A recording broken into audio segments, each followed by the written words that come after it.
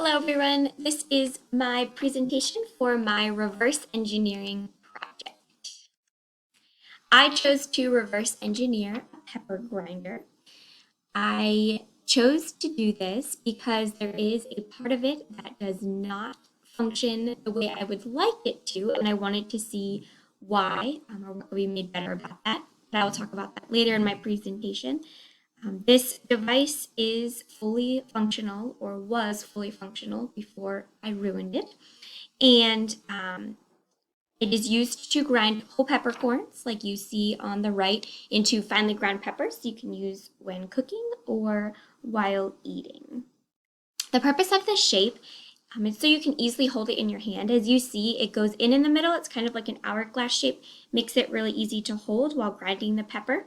The parts are specific to the design of this grinder.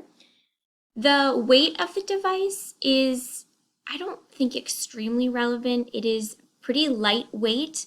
It's designed to hold a sufficient amount of peppercorns. It's not an excessive amount, but it is a good amount. I find that I only needed to refill it a few times a year.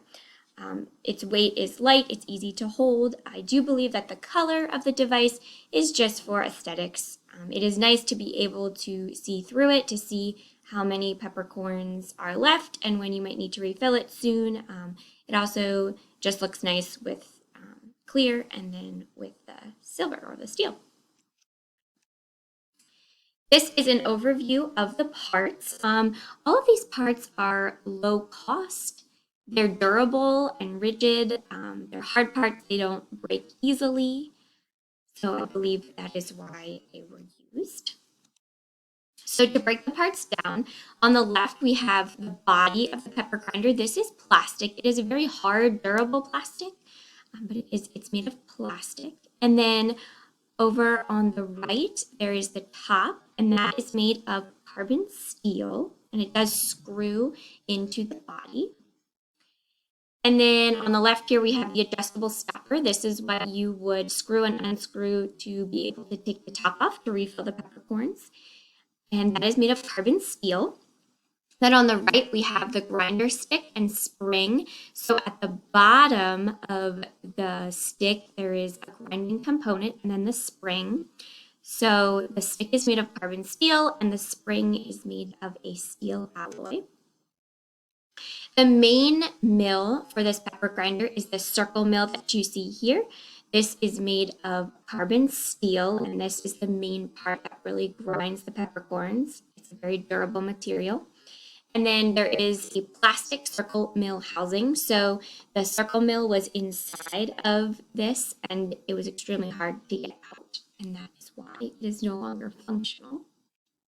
And then there is the seal at the bottom that is made of plastic, which also had to be broken in order to get the mill out. So the pepper comes out through either opening that you see there.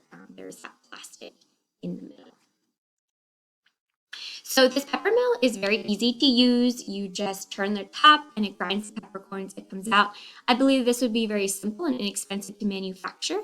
The parts are just held together by screwing the things together, except for the circle mill, which was held in place by a very durable glue, which I did use an electric drill to get that out.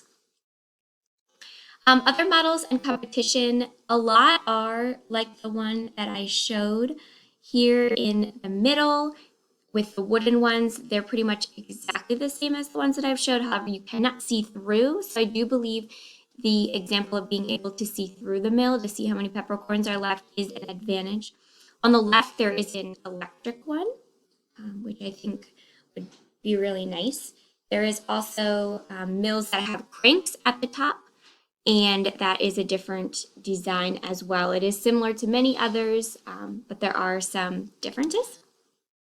Some criticisms or complaints. I do believe that the size and the style of this grinder is very nice. I think it is lightweight, it looks nice, but the one complaint that I had with it, and I'm showing you a picture of it using the salt grinder, which is exactly the same model. It just uses salt and it grinds up the sea salt.